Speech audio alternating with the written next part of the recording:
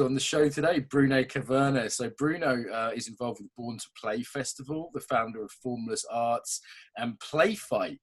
Very cool videos on YouTube if you want to see what it looks like. It looks fun, looks playful, exactly as it sounds. Looks like my kind of thing. So when I heard about this, I was like, okay, I need to speak to this guy. I've actually got it in my diary to come to one of your events, Bruno, but I'm not sure if I'm going to make it with COVID. But who knows, you know, in the future, almost certainly. So welcome, sir. Thank you very much. It's good to be here, Mark. Tell us a little bit about your journey. Like, how did you get interested in the body, Bruno? Well, in '87, I started practicing Capoeira. I was just a little kid, and I saw kind of a documentary on the TV. I had no friends, have no external stimulus. It was very strong with this inner impulse. And I was fortunate enough to have very supportive parents. And so I started practicing Capoeira. At the time, Capoeira is not fashionable at all. I was the only child among adults. And it was very good because I felt I was cultivating an authentic impulse. And I was completely unaware at that time that would become the first step in a series of unfolding pathways that now determine the space I find myself. And where was this? Place the geography for people. Give us a sense of where you were in the world. Yeah, that was in Rio, in Brazil. In Rio, que mais ou menos, carioca, huh? Okay, cool. All right. I spent time in Sao Paulo. So, all right, cool. So you started with Capoeira. People might know it as the sort of playful martial art with the musicality, and it's got a very different feel than a lot of other martial arts from my limited exposure to it. Where did you go from there? Like, what else did you study? What did you know? How did your interest develop? I think my personal trajectory in life, it's been a little bit unusual, even though I was sort of induced to follow a, let's say, more unusual path.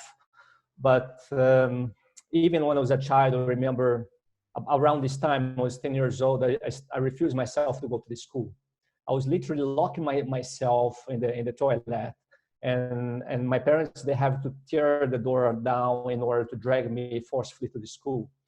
So I always had this rebel spirit, which was not something coming from a conceptualization. I mean, later on, I was in touch with certain ideas, but I think those ideas was more in alignment with a way of express myself. So even in Capoeira, when I start to get very involved in the business of growing in stronger and improving my skills. When I was 16 years old, I was on top of my physicality, and people usually are very competitive in this time. But I just dropped uniforms. I didn't want to have anything to do with the hierarchy, with the graduation system, belts. And so that's being a little the source where I start to venture myself in this life. So I start teaching I was in 95. I was invited by a friend of mine to lead a project in a mental hospital. So again, I was not aware how that would end up in the future. But when I look backwards and I see there was the process of deconstructing the most conventional methodologies of Capoeira, so I always had this critical sense. In the beginning, it was a bit more radical. Now I'm growing older. I have a different mind, but I think I always sort of escape from the mainstream, so to speak. You had a love of play, a love of being a bit of a rebel at heart by the sounds of things, and finding a different value than the one that's presented to us in society by the sounds of things. No, absolutely. No, I was always interested in human beings. And sometimes when I was seeing a situation that didn't appear fair to me, and especially when regarding to fear, freedom restrictions. In Brazil, we live in a country where the social and economic discrepancy it's pretty high. So although I was coming from a more middle upper class of society, I was always circulating among all layers of social classes. So and I didn't want to conform myself to one particular category. So I was giving myself the opportunity to explore, to extrapolate the conventions. You know, it's interesting. I think you're the first teacher we've had on from Brazil. And I spent 6 formative months working in Sao Paulo, in favela, and also working in big business with management training.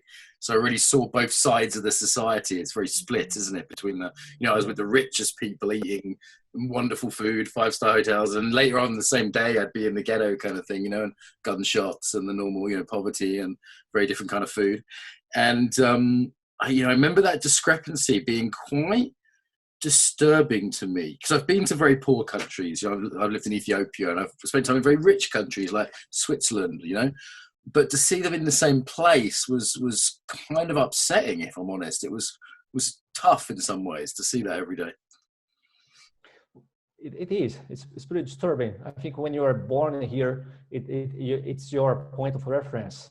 But I have so many friends from Europe; they are pretty shocked, you know, upon arriving here and confronting with this contrast. That, I mean, in São Paulo, you can see that São Paulo still have zones and regions that they're a little bit not mixed up so much. But in Rio, it's Rio is crazy. Everything is interwoven by these favelas, these mountains. So in a way, it's interesting because you learn also how to coexist and share that physical space. Yeah, and on the beach, everybody meets. Huh? On the beach, everybody's there, you know, the different backgrounds. And it's, you know, it's such a beautiful city, Rio, and it does have this interesting juxtaposition. On the one hand, it looks like a pleasure world from Star Trek, you know, these mountains and the sea and beautiful people. And, you know, it's just a wonderful, and then there's also this poverty and this violence, and it's all there in one place, isn't it, as a cocktail?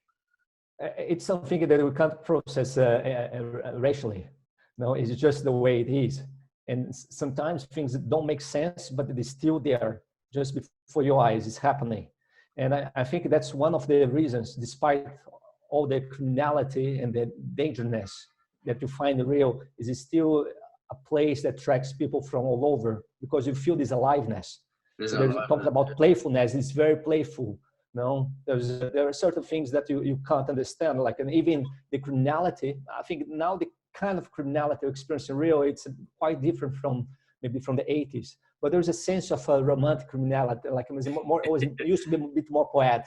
Someone who's coming to rob you, but if you have a good energetic output, you could get along. You could, like, people would maybe invite you to take a beer. Of course, it's like I'm romanticizing a little bit. No, I've come across this. Yeah. Yeah, there's definitely a playfulness in the air. I definitely noted the sensuality and sexuality. I definitely noticed that. That was definitely, there's a cliche in there, but there's some truth in it. But playfulness, you know, like there's a general sense of, kind of the impression I got is because things are a little bit more chaotic and unpredictable there, you know, like that ability to be flexible, to be playful. And also it's like how people respond to the hardship through joy and play and community and singing and dancing. Not through, say, like the East European way. It's like, right, life is hard. We've got to be tough. We've got to be warriors. We've got to, you know, toughen up. There's a different response to that hardship of like, let's have a good time. Let's have a party. And as you say, like, I've even come across criminal gangs who had a playfulness to them. And they're like, okay, we're going to let you go because you give us a good line. And we, you know, we like your Corinthians t-shirt. So you think it's fun that you're some white British guy wearing a football t-shirt, you know, so we're going to let you go, you know. And it's like that kind of thing I came across, and I was like, wow, this is really quite different. To my understanding, to my experience, you know, being born here in Brazil, I left Brazil in 2000, you know. So I have become a tourist in my own country. And that's also interesting to have this perspective as an insider, but now it feels like more of a gringo in my own country. Right, you start to feel the invisible. Where are you now? Right now I'm in São Paulo. My mother is here. I'm sort of trying to look after her, but I cannot be in the same flat of hers. It's crazy. Wow. Okay. Well, I hope she's okay. And I know this COVID's kind of getting bad in Brazil now. And you spent a lot of time in Russia as well, right? So that's quite a point of contrast. Yeah. In a way, I never want to, as I told you, this kind of unusual traits in my personality. I never identify myself radically as a Brazilian. it's my roots. It's a foundation that gave lots of ground for me to, to develop my language, my first perception of the world. But I was never too attached to that. So I never had problems actually to spend in those countries that now people feel like, oh, come on, but you're Brazilian, you're like, no, how can you survive in Russia? No. I really love to experience life on a broader scope. Well, Bruno, I'm not going to ask you which country has the most beautiful women, because that's just not a choice I think anyone should be faced with. That's a tough choice. So we'll move on from that. And I think you have good taste as well. So what other practices? So the capoeira, what did you bring into that? Like, how did that develop? Let's go back to your practices. Okay. So every time I start to deviate too much, and please bring me back. That's cool, man. We're flowing today. We're playing Brazilian football, not German football today. Okay, that's good. Well, in '93, I was invited to work as an acrobatics in a circus, quite popular circus here in Brazil. And after that time, I started to have a little difficulty to go back to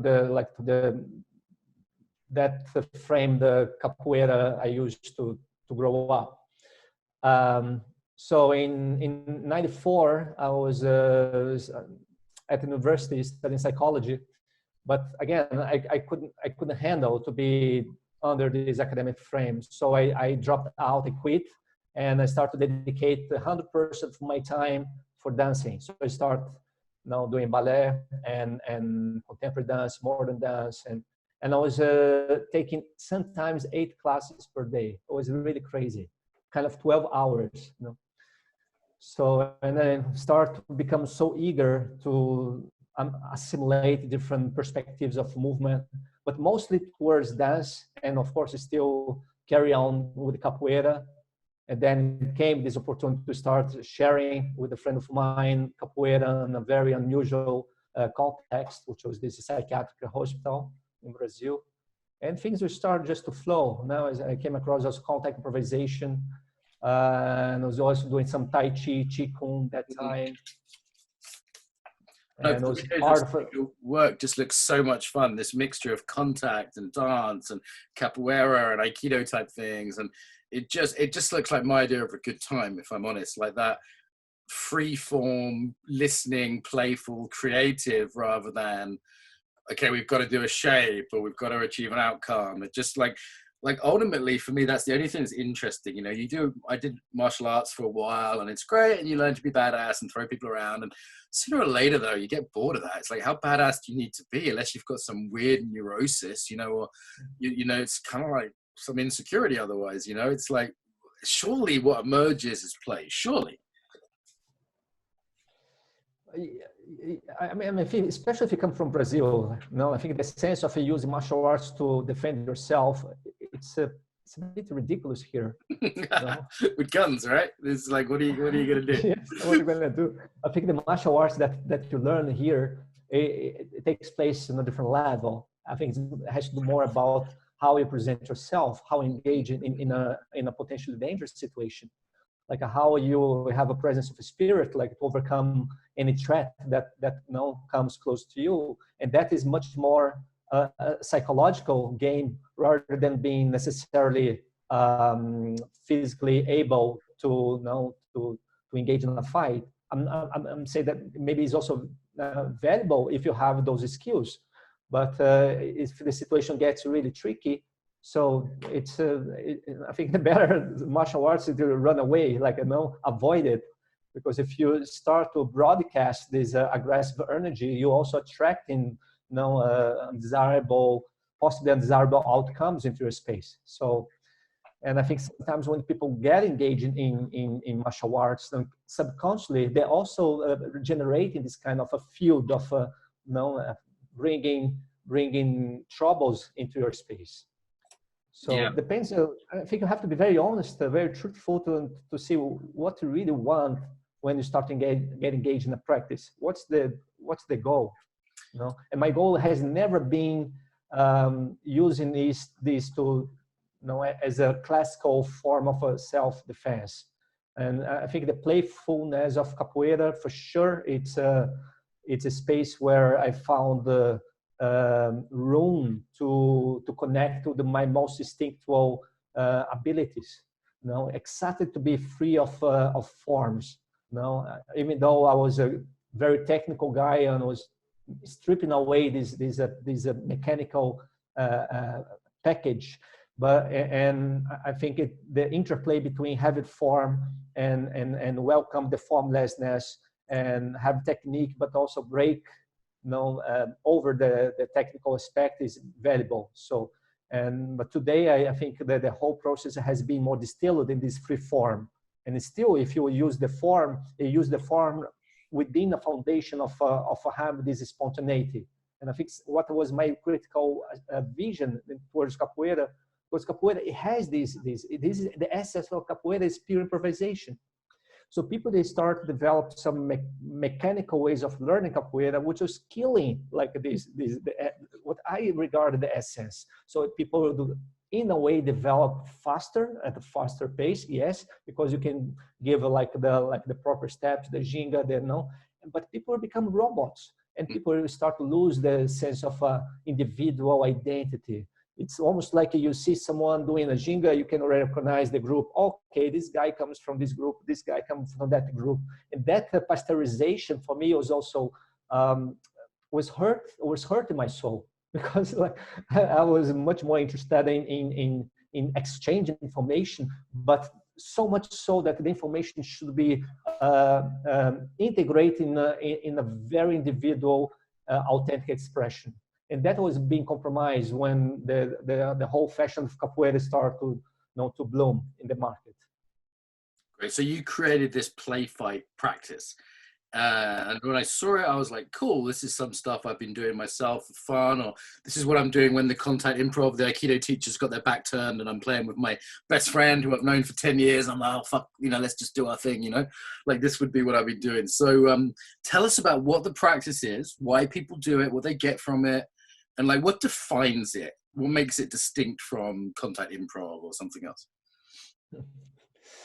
Well, we've been dealing very often with this question. People see the videos and they sometimes they criticize a lot. They say this is just contact improvisation. What is the difference? And even during the events, we'll have such discussions sometimes. And I think it's very legit that what I'm doing is not contact improvisation, because my background is from Capoeira. And for me, the play fight is more extrapolation of the Capoeira. Even the name play fight is to honor the space where I come from. It's not a denial of Capoeira, but play fight is this kind of vision where we remove a bit further the constraints of Capoeira. For sure, the playfulness aspect is a central point, is quite pivotal in the making of that practice. But I also, as I told you, like my first experience was as a let's say teacher or facilitator. It took place at a mental hospital, and my background it has these mixed aspects of have the lightness and these colorful aspects of Brazil, but it's also pretty heavy Brazil. There was also pretty dark sides. And personally, I've been very interested in include the totality, what composes the humanness. Mm-hmm. And I think this sometimes what you see the facade of play fight seems to be pure playfulness, but I feel sometimes the playfulness is an access for us to dialogue with aspects maybe that are not very obvious.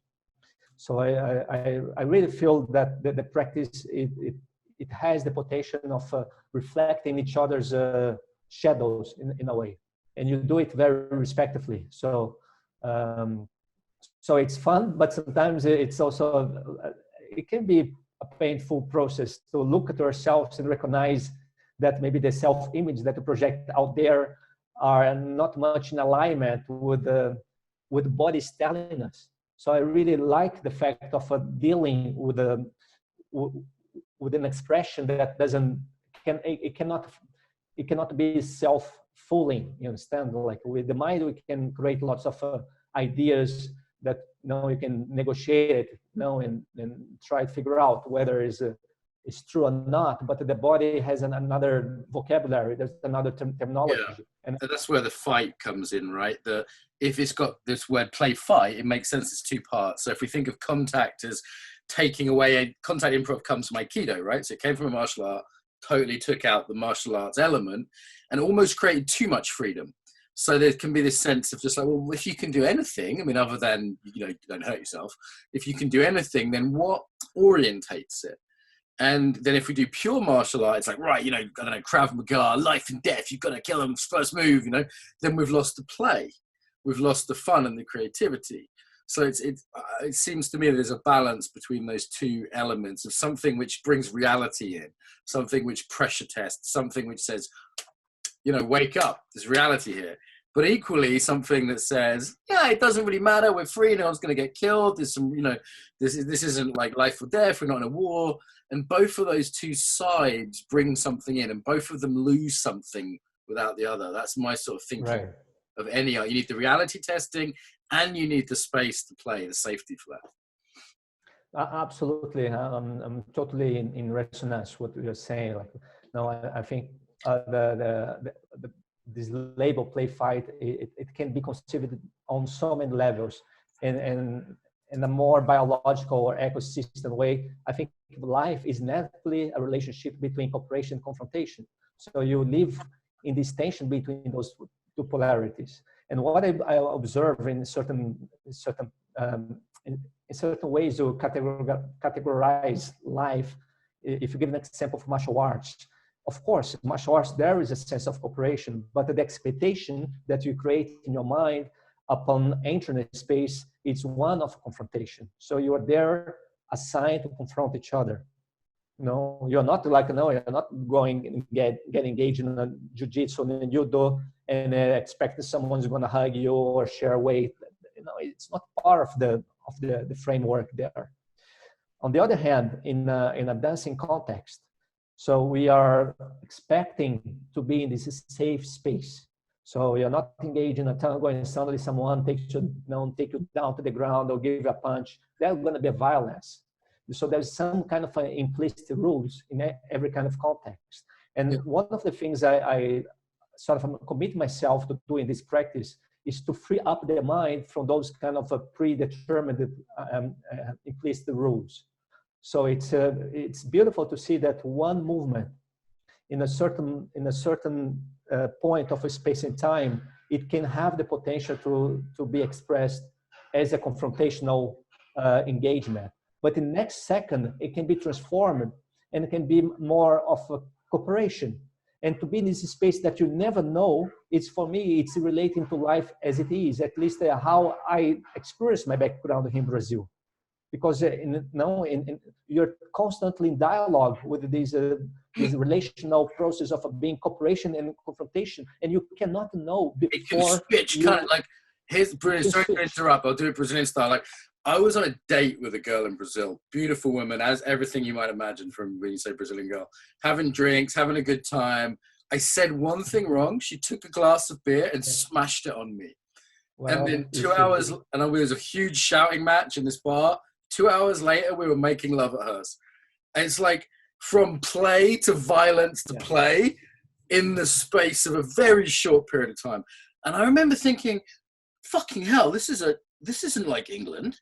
Like England, I kind of know who my friends and enemies are. Like I know this is a dangerous part of town. This is a good part. There was this sense of like anything could happen, which was super alive and made you focus, right? But simultaneously was like kind of a head fuck if you weren't used to those things being in the same cocktail. You know what I mean? Well, but that for me, it's connected more to the reality as it is. Yeah, I mean, I'm not saying it's good or bad. I'm just saying it took a bit of getting used to for a 25-year-old English boy to get his head around this, So it took me a little bit of like, okay, this is different.